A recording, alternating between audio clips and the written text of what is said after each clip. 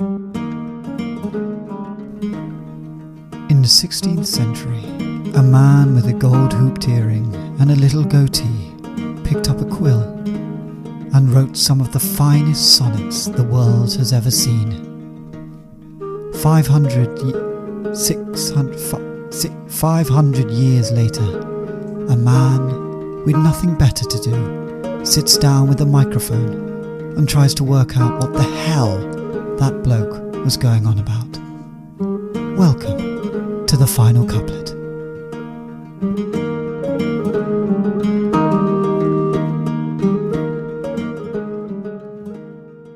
Hello there, and welcome back to the final couplet with me, Theo Cowan. Another day, another sonnet. How was your week? Was it good? Did you get up to much? I've been getting into a little game we like to call chess, and it makes me feel like I'm cleverer than I am. And even though I get beaten more than I do win, I feel like it's a distinguished game, isn't it? It's for intelligent, distinguished people. And you know what? It got me thinking. Probably, back in the day, Shakespeare was sat over a chessboard, playing chess with John Donne and other such creatives and writers. And, wouldn't you want to pay a lot to see a chess game between Shakespeare and Ben Jonson or something like that? That'd be good, wouldn't it? Would you want to pay for that, actually? Probably not really. You'd probably just go to a Shakespeare play, wouldn't you? If you were back in that time, you probably wouldn't go, oh, actually, no, I'd quite like to watch Shakespeare play chess, if that's okay. I know I don't really care about what was going on at the Globe at the time. I'd rather just watch him play chess, please. Anyway, enough about chess, for God's sake. Theo, get on with it, I hear you cry. And today, of course, we're looking at another sonnet. This week it's Sonnet 41, of course, because that comes after 40. Now, if you remember in the previous two sonnets, Shakespeare has been talking about the recipient of the poem cheating on him, and he's sort of forgiven the recipient of the poem, but also has kind of been a bit like, why are you doing that, mate? Bit weird, bit annoying actually, but let's not fall out over it. So he's being the bigger man in many ways. Let's see if Sonnet 41 continues on the same theme. Sonnet 41. Those pretty wrongs that liberty commits when I am sometime absent from thy heart, thy beauty and thy years full well befits, for still temptation follows where thou art. Gentle thou art, and therefore to be won. Beauteous thou art, therefore to be assailed. And when a woman woos, what woman's son will sourly leave her till he have prevailed? Ay me, but yet thou mightest my seat forbear, and chide thy beauty and thy straying youth, who lead thee in their riot even there, where thou art forced to break a twofold truth. Hers by thy beauty tempting her to thee, thine by thy beauty being false to me.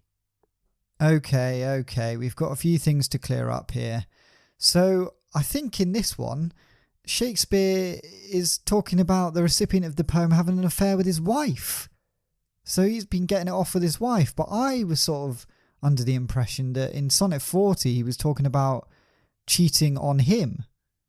So the recipient has been off with someone else and not been faithful to Shakespeare. But actually this whole time he's been saying, you had sex with my wife behind my back. That's messed up. But I'm a little confused because that Sonnet 40, it could be about that, don't get me wrong. But he also says, if you willingly make love to one person while refusing to make love to me. So he's saying you're having sex with someone else, but you're not having sex with me. So I'm very confused about what the hell is going on. Maybe in Sonnet 40, Shakespeare doesn't know, he hasn't found out yet that the recipient of the poem has been sleeping with his wife. He just thinks the recipient's been sleeping with someone else. Maybe that's it.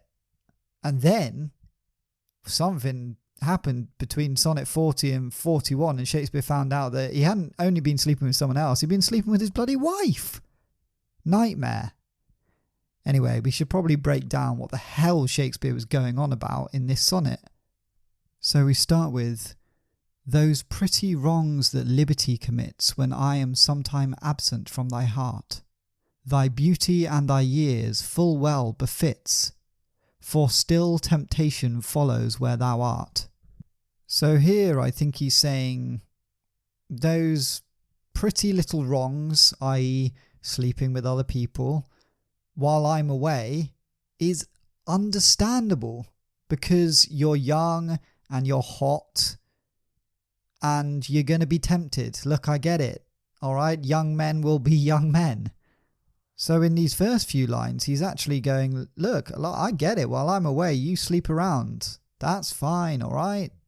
Shakespeare probably did the bloody same, didn't he? Then he continues with, gentle thou art, and therefore to be won. Beauteous thou art, therefore to be assailed. So you're gentle, and I believe that probably means you're noble and you're sort of a distinguished person. So women wanna get with you, and you're beautiful. You're bloody lovely. So women will pursue you, obviously, because that's how it's always worked. If you're hot, women will go after you. Vice versa. It's a tale as old as time. And when a woman woos, what woman's son will sourly leave her till he have prevailed? So when a woman's going after you, what man would refuse that? You know, what man would turn down the pursuit of a woman? You got to be crazy, wouldn't you? So this whole time up until now, he's been saying, look, I get it. Yeah, I'm away. You sleep with other people. That's fine. Understandable. Ay me. But yet thou mightest my seat forbear, and chide thy beauty and thy straying youth. And I like to think of I me in this as, but bloody hell, for God's sake. You might be decent enough to stay away from my wife, mistress, woman, my seat, you know, that's his wife or his mistress. That's what that means. And keep your good looks and youthful urges in check, please. All right? Look, it's fine to go off with other women, but my bloody wife, come on. Have a bit of respect.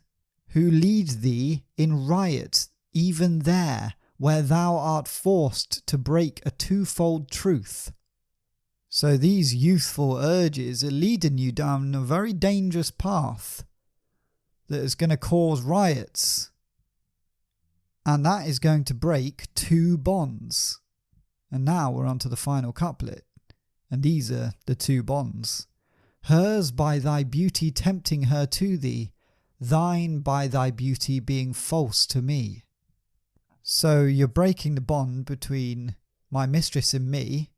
You're testing her faithfulness to me with your good looks, because you're tempting her with that, and your beauty and your using of your beauty to get with my wife is breaking our bond, the bond between me and you, mate. So that is Sonnet 41. And again, I think he's putting this in quite a interesting way, isn't he? I can't imagine many people who find out that their best friend or potential lover is cheating on their wife, and they say, look, I get it, man. You go around and have sex with other people, but please not my wife. All right? Look, I get it. You're hot and she's into you. And that's understandable, but it is breaking bonds. There weirdly doesn't seem to be any sense of anger in there, does there? It's just like, look, I get it, you sleep around while I'm away, but please don't have sex with my wife. That's not cool, man. All right? And then there's the whole thing that Shakespeare loves this person, supposedly. Have they been having sex? It kind of sounded like that in the previous sonnet, didn't it? It kind of sounded like, and the ones before that, kind of sounds like, Shakespeare's having sex with this person, and then they've cheated on Shakespeare with Shakespeare's wife. It's crazy. What a mad little love triangle that is. Now, obviously, there's lots of theories that this isn't written in the, these aren't continuous sonnets, and they don't all create a story, and they're not necessarily Shakespeare. They could be some other person in the voice of some other person, but I think it's more fun to think of it this way, isn't it? I do like to imagine that there's this weird little love triangle going on between Shakespeare, the recipient of his sonnets, and his wife now. Phew, what a life. I mean, no wonder he wrote all these great plays. He just had to draw upon his life, didn't he? Which sounded like absolute madness from reading these sonnets. Anyway, I think it's about time to put this to our story. And if you're joining for the first time, I say this in every podcast because I just imagine people are just randomly dipping in to episodes, maybe sonnets that they're studying at school or university, or they just like that sonnet and they want to dive into that episode.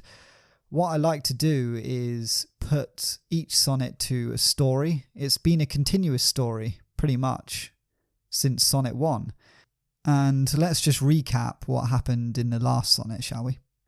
So Shakespeare's wife had broken Shakespeare out of prison because he accidentally killed a waiter because he was jealous of the writer John Donne having a little back and forth with the waiter, a little flirty back and forth. So he's out of jail because he promised that he would get back with his ex-wife. And when he got out of jail, he wrote his ex-wife a sonnet saying, look, I love you loads. I think what would be great is we actually should be a little bit apart from each other because that actually makes the heart fonder. And I think it'll be better to have that space. I love you, but let's not just be together all the time, all right? And then he went off to John Donne's house to try and win John Donne back. Turns out John Donne had been sleeping with his best mate, well, his frenemy in many ways, Ben Jonson. And he's caught them in the act. And he's fuming. So he's written a sonnet to John Donne saying, look, how could you do this to me? But let's also not be enemies about it because I still love you. And that is where we've left off. Let's find out what happens next. Shakespeare finishes reading Sonnet 40 to John Donne. John Donne says, oh, thanks for that, Shakespeare. That was really nice. Yeah, I guess I'm sorry that I cheated on you. I sort of didn't really know that we were still together. You did go to jail for a bit of time and you also killed a man. So I sort of thought that broke off the relationship. But yeah, I guess I understand why you're upset. And look, I don't want to be your enemy either. And maybe one day we could get back together, maybe. I just quite like sleeping with lots of people. That's sort of my thing at the moment. And I'm enjoying it. So if you can't accept that, then so be it. And Shakespeare said, look, I love you, John Donne. I'm madly in love with you, John Donne. And John says, look, I think deep down I love you too, but I'm going to need some space and time to think. And Shakespeare says, look, I can give you that time, but please get back to me as soon as you can and let me know your feelings. And please don't sleep with Ben Jonson again. That really hurts me. And John Donne says, oh, fine, I won't sleep with Ben Jonson again. But he is good in bed. And Shakespeare said, I have no doubt about that. He's a nice, good-looking guy. So Shakespeare, with the tip of the hat, leaves John Donne's house and walks slowly home. On his walk, he casts his eye over the River Thames, the boats sailing past. A tear rolls down his eye. Why him? Why is it always him that gets caught up in these crazy, tangled love stories? He should probably write a play about tangled love stories. And he will. He will. Eventually, he gets home. He puts his key in the lock and opens the door. There's some sounds coming from upstairs. He thought, I told my wife that we need some space. Why is she still in the house? Annoyed, he walks up to the bedroom and opens the door and says, "Look, what are you still doing here? I thought we said that we needed space to be individuals again." And he stops mid-sentence because his wife is in bed. Sorry. His wife is in bed with John Donne.